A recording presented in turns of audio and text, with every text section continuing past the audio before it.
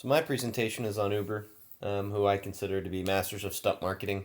The reason why I call them that is they seem to basically hit most major holidays and product launches of their partners very, very well.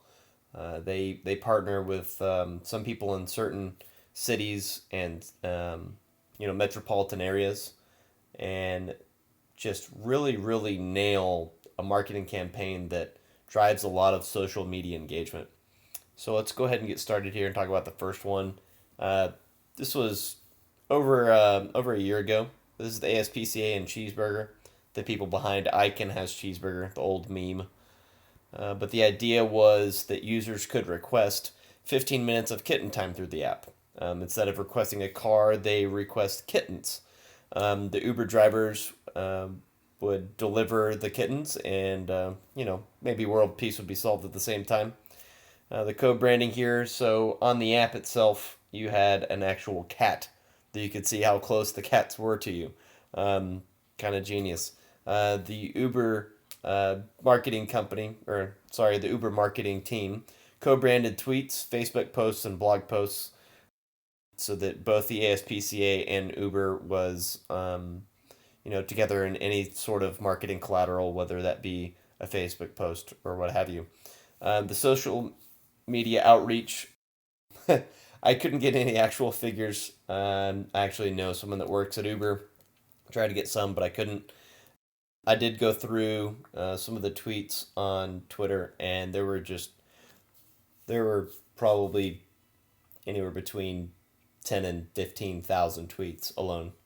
But the idea here and the takeaway is that connecting a customer's emotions to your product through these kind of stunts is very effective and leads to really authentic social media. A lot of times social media is pretty vapid and pretty vain and doesn't mean a whole lot. But all the social media posts, I mean, that people posted around this campaign were just very authentic, very happy, overtly just joyful.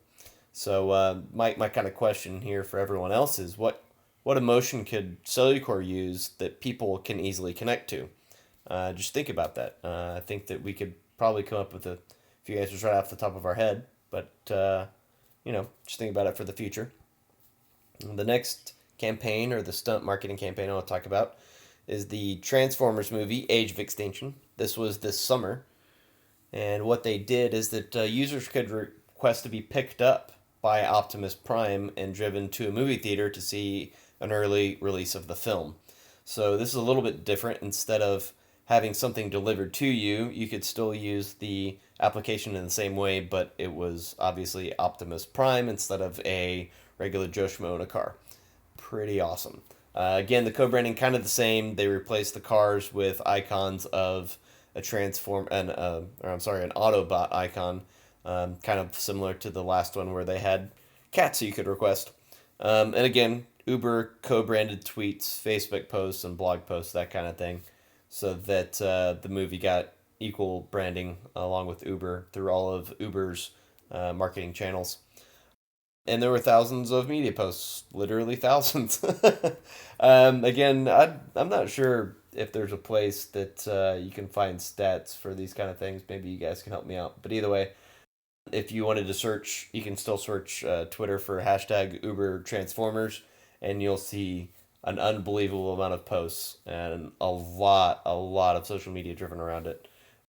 Either way, the takeaway here is people didn't share this because they liked the Transformers movies per se. They might like the Transformers movies, but they really shared it because of nostalgia. There was a childhood tie to Transformers, and people just love to see an actual physical Optimus Prime in person, because as growing up as a child, you thought of it as a toy or a cartoon. So anyway, that's a pretty strong connection, and that's really good to use that kind of connection with any kind of marketing campaign.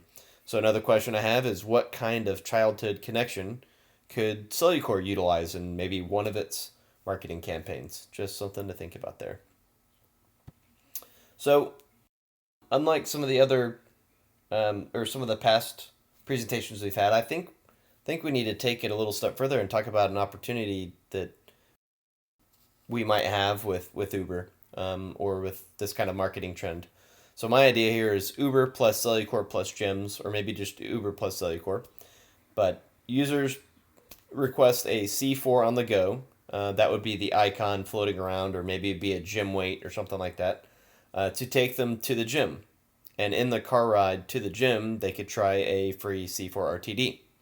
So the process would be, pull up your Uber app if you're going to the gym and you see automatically pop up on the initial screen, you see a modal that says, hey, we'll give you a free ride to the gym and a free pre-workout.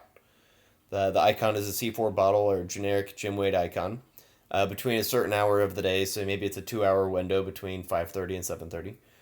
And after the user requests the ride, the driver that already has the C4 in his car comes over, picks you up, offers you the RTD, maybe sign a waiver for legal reasons.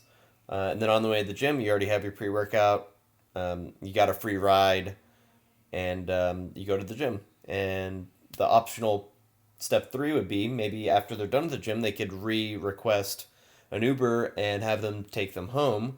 And maybe there would be a protein bar, if we had our Cellucor protein bars ready by then. Um, the the good part about all of this is that people already use Uber to go to the gyms. And we could partner with gyms as well to kind of offset some of the costs. I've talked to my friend that works at Uber corporate, and he seems to think this is a pretty great idea, and he wants to, explore and talk about it further. It's something that, they've been wanting a different kind of partner, other than a movie or other than kittens or one thing or another, some kind of health or fitness related activity, and this kind of seems right up their alley.